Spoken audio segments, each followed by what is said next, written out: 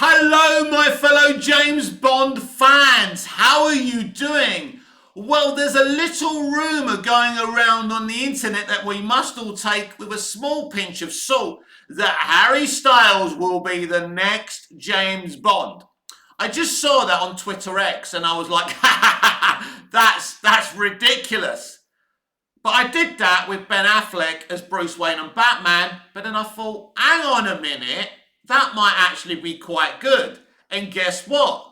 Ben Affleck as Batfleck was actually quite good. And I did, after scoffing about Styles maybe being the next James Bond, I thought, hang on a minute, he's already been in a Christopher Nolan movie. Nolan has already cast him.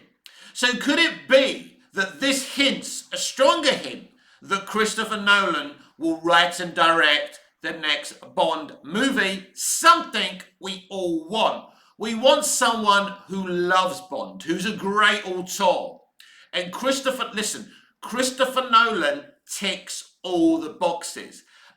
So I don't think there's anyone who doesn't want Christopher Nolan to make a James Bond movie. I've said it before. He should be in charge of James Bond wholeheartedly. At least for 3 or 4 movies. I think, look, he done 3 Batman movies. Why can't he make a James Bond trilogy? I think that would be outstanding. Now, I just checked with my Alexa. I don't want her to get excited if she hears me call her name. But yeah, I just asked Alexa how old Harry Styles is, and he's only 29. Now, if I remember rightly, Daniel Craig was around what? 35, 37 when he first got the Bond gig. Someone in the comments, please comment down below if I'm mistaken. I think this may be one of the youngest Bond castings ever. I could be wrong about that as well. 29 years old. I mean, Harry Styles has been around for quite a while. The funny thing is about Harry Styles, it's not funny ha, but it's funny. He actually is a very, very good actor, and he's been getting deeper and deeper in the acting game, and this would be a huge gig for him. So, no, at first I was like, oh my God, Harry Styles as James Bond, that's absolutely ridiculous. But the more I think about it, the more it actually makes sense. Good age, women love him. Women and girls, don't forget that, you know, like older women now, not older women, but like not oldish, but older women, right, than they were when they were younger, were like obsessed with Harry Styles when they were teens. So this is perfect. This is perfect, I think. He can act. He looks good. It may sound like he may not have, let's say, the alpha male masculine attributes normally associated with James Bond. But considering we're in the millennial world now, we're in the Gen Z world where, let's say, aggressive alpha males aren't it anymore, whether you like that or not, it is. I was discussing about inclusion and representation in my last video here on my channel, and I was saying how times have changed and we're not going back to the so-called good old days. This is where we are now. So, you know, he would be a lot more of it's a bit of a derogatory term, but a more of a beta male, if you like, rather than an alpha. But I think with Christopher Nolan in charge of this, I think this could really, really work. And as I say, I like Harry Styles. I'm not a fan of his music or anything like that, but I've seen him act, and I think he's a pretty handy actor, and I think he will be a very interesting guy to play James Bond. But let's be absolutely clear about this. Most Bond fans are going to hate this idea for the reasons I've already catalogued on this video. But I'm open to these types of things, considering I've always felt that the next James Bond actor would be, let's say, an inclusive casting. Again, I am not opposed to this. As long as the parameters for an inclusive casting are the same for a casting of a white, a straight white male James Bond. You know, always got to be the right person, whether they're black, Asian, white, whatever, right? You still got to choose the best actor that can really harness the role. And so we can get excited by watching James Bond. But I think Harry Styles would be an interesting casting. As I say, not for everyone, but I think if Christopher Nolan was attached to this, I think with Styles being cast, people would let go.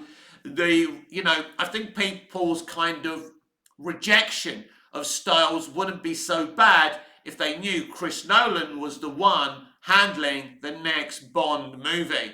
And Barbara Broccoli has been very, very resolute in saying we haven't done anything yet. We're not doing anything. Of course, she says, we've got to make it for a brand new generation and all of that. It's got to represent today's world. I don't know why James Bond has to represent the real world, even though there are secret agents, there is MI5 or MI6 or whatever it is in reality. James Bond has always been escapist fun. Well, it wasn't. I don't think James Bond was as fun in terms of Daniel Craig's interpretation of the character. He was very serious, very hard-ass, very Bourne, very Jason Bourne. It was very different. I think that a lot of people would like the fun of James Bond to come back again. I don't think you're going to get that with Christopher Nolan. Christopher Nolan isn't opposed to a bit of banter between characters in his films, even though he's well known for stoic, compelling stories. I think the banter we had between Christian Bale's Bruce Wayne and Michael Caine's Alfred in the Dark Knight trilogy wasn't big, it wasn't blatant, but it was funny, and it did work. They tried the same thing between Jeremy Irons and Ben Affleck. I'm still not sure if that totally worked, but Irons does come up with some corkers, I must admit, and Jeremy Irons is a great actor.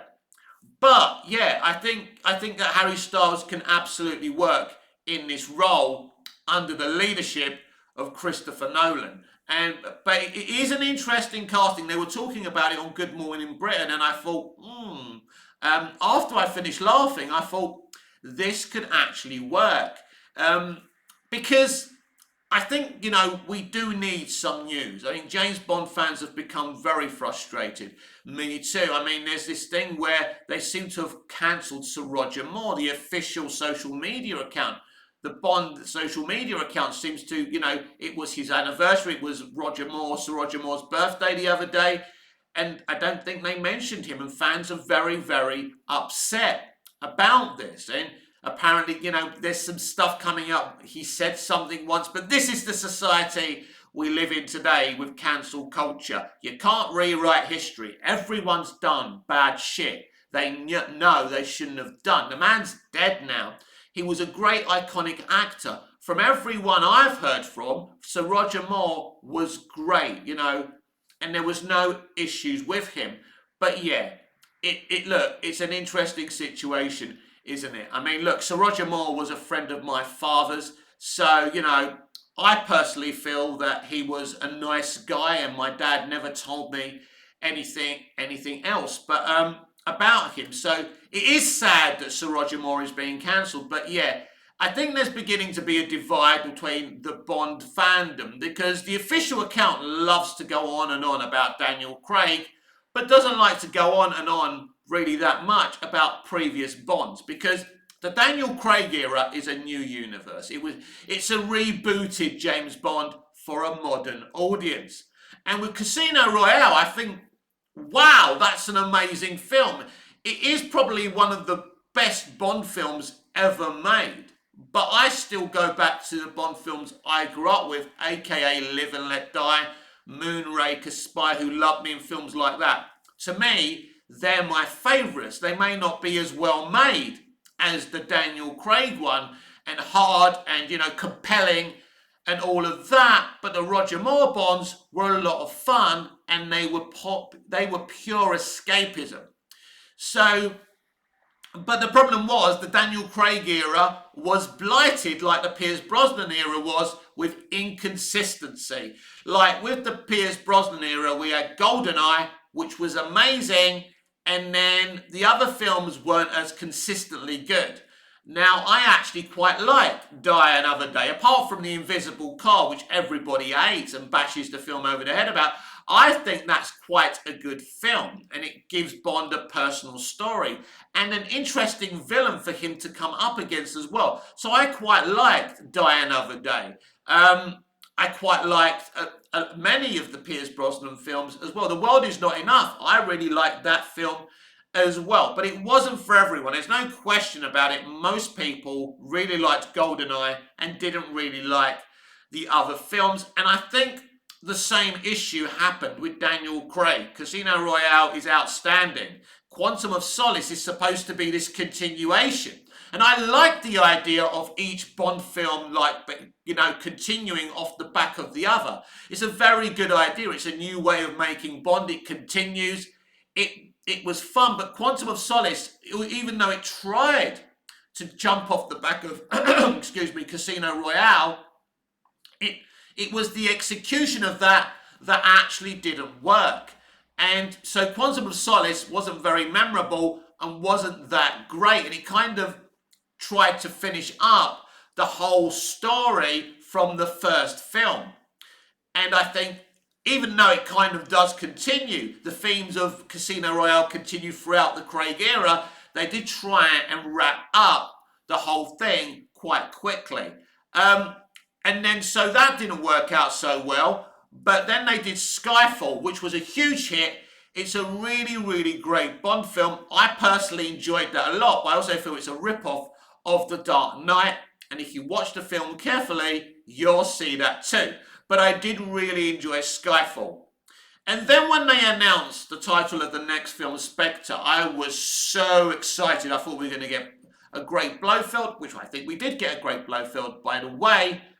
But the film, narratively and structurally, just didn't work. And this kind of love thing with this new female they were using, whose name escapes me. Sorry about that. I am a Bond fan, but I'm crap with names. What's my name again? Oh yeah, Mick. That's right, yeah. But yeah. So, yeah, I didn't believe any of it. Spectre just didn't work. And I hated the ending when he quits MI6. I just really, MI5, MI6, whatever. So that really pissed me off again. It's a bit like the end of Arrow Season 3 when Oliver Queen drives off with Felicity and he's not Green Arrow anymore. That really pissed me off as well. Anyway, the hero should always remain the hero and should never quit. So, Spectre wasn't a great movie. All the Craig movies had great choreography, the stunt work, the action. They're all beautifully shot. But in terms of narrative, the story, the writing, it's no bloody good. And then, No Time to Die is just a film to me that goes on and on and on and finally finishes. The film doesn't do anything any good. As I said, the whole love story thing doesn't work. And to make it even worse, they've decided to make James Bond a father in this film, which doesn't work for me either. In a way, they're trying to domesticate James Bond because they don't like the idea of the alpha male, the ferocious, aggressive alpha male. They hate that. So they tried to change what the character was in this film. And before this film, Broccoli, Wilson and the director, who was funnily enough accused of some naughtiness afterwards, he was calling out Connery and Moore for their behaviour as James Bond, which is ironic considering he was accused of harassment. So there you go. Welcome to New Entertainment. They're all a bunch of hypocrites. But anyway, basically Broccoli and Wilson were big apologists for the past of James Bond because he's a sexist, because he's this and because he's that. Look, James Bond is who he is. James Bond shouldn't change for a new audience. James Bond should remain how he's always been. Because despite some of the stinkers in the Craig and Brosnan eras, the box office since GoldenEye has been very consistent. Even Die Another Day was fantastic box office. Brosnan wasn't fired as Bond because the box office was bad. They decided they wanted to get away from the original timeline because of its problematic history. And they kept on apologizing about that during the build-up to No Time to Die. And when you're a fan, when you've grown up with this franchise and you see them being apologists, and this is the problem with the alt-left in the entertainment industry today. They want to rewrite history, they want to apologise for everything. I don't think James Bond should have to apologise for being James Bond. There's men out there who are like that. We'd rather there wasn't men that were like that. But the character of James Bond has always been a lot of fun.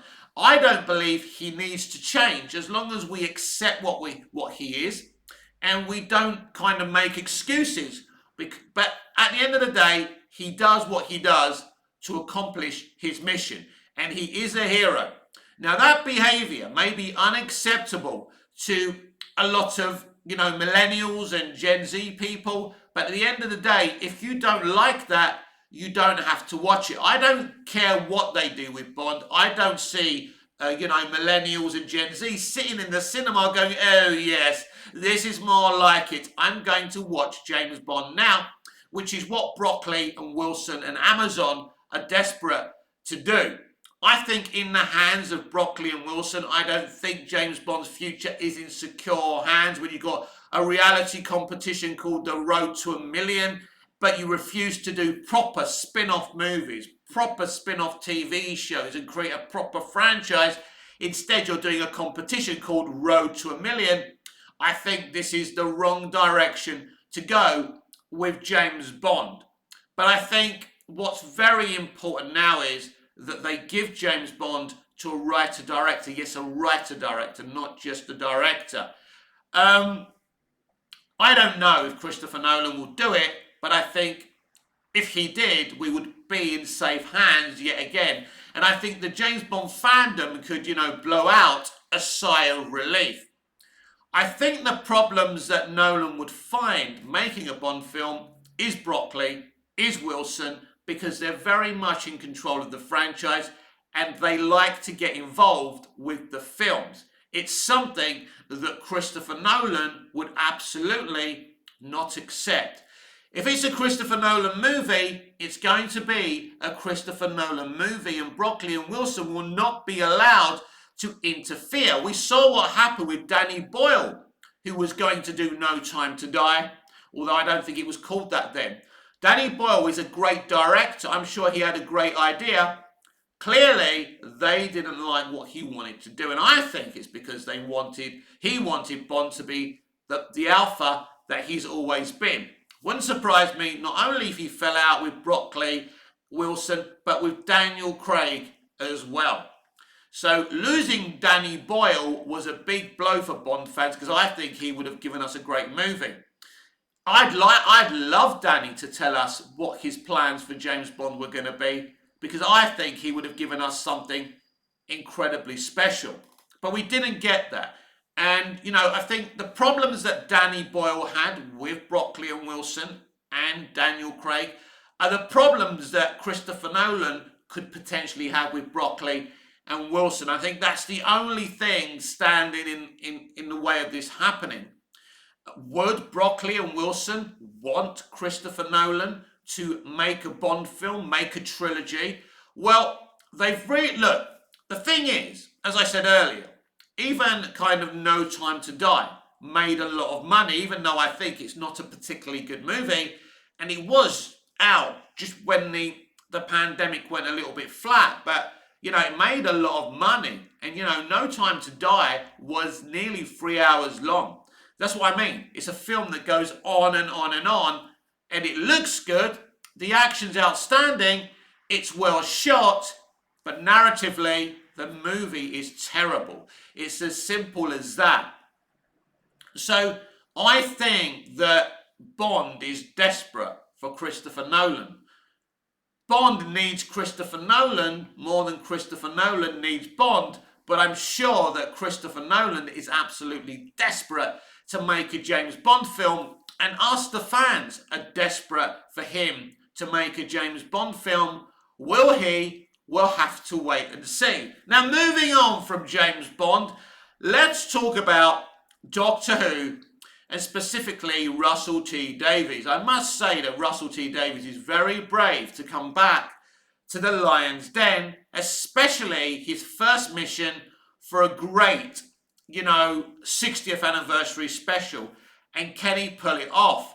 Well, his good friend Stephen Moffat absolutely pulled the 50th off, and there's a big challenge for Russell T Davies here, because these 3 episodes really have to shine like the Day of the Doctor did.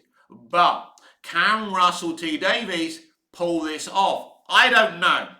Look, what I think is very interesting, because we had this, the Dr. Donna kind of marathon watch, basically the whole of season 4. I don't think it was the end of time as well, it was just season 4. So basically, you could go to the BFI and watch it. I think you would have had to be quick to buy tickets, and people at home watched it as well. So quite interesting. I know Donna's back, but was there any specific relevancy to those episodes in season 4? I suppose we'll find out. What I was going to say just a minute ago is they're using David Tennant totally for the branding. And that was the whole idea from Russell T Davies. You can't use Jodie Whittaker in the branding if you kept her for this anniversary, because the problem is many fans weren't happy with her casting or her version of the Doctor. So they needed to bring back Mr. Popular. I think David Tennant is a great Doctor, and Russell T Davies was a great producer for Doctor Who. He brought the show back. That's brilliant for every single Doctor Who fan, or it should be. But I have my concerns about David Tennant's return. I must admit, also, because David Tennant's so popular as the character and they're using him for the branding, after the 3rd episode, Tennant's gone. And they're going to have to use Ncuti Gatwa totally in the Doctor Who branding. And there lies the problem. Not because there's a problem with Ncuti Gatwa. Ncuti Gatwa should be a very, very good Doctor Who. And I'm quite sure Russell wouldn't have chosen him if he didn't believe he had what it took. I think the issue is here going from a very famous popular Doctor to Ncuti Gatwa. And so, yeah, you're using, Tennant in the branding right now, which is great and it's going to work for you. And a lot of fans are excited about the return of Tennant. But the thing is, once you ain't got Tennant anymore, that is going to be a bit of a come down. It took fans a long time to get into Matt Smith's Doctor. Let's be honest about that. It's because everyone was so in love with Russell T Davies and David Tennant as the Doctor. And I think that's the problem they're going to have. Now, on these 3 specials, these 3 specials really have to pop. We don't really know what these episodes are about. We don't know if Tennant's in all 3 of them. We don't know if Tate's in all 3 of them. So that's going to be very, very interesting. Also, we don't know the role of the brand new 15th Doctor, Ncuti Gatwa, in these 3 specials. Now, I believe we're going to see him a lot more than, let's say, has been publicised. I don't think this is just the 3 episodes with David Tennant's Doctor. It's going to be very, very interesting what happens in the 1st episode. I'm assuming the 1st episode will be about 40-45 minutes, and I think the other 2 will be as well. You could have a scenario where David Tennant is in one. You could have a surprise like Paul McGann in the other. Who knows? Paul McGann hasn't been in Tales from the TARDIS, interestingly. So maybe we'll get a surprise.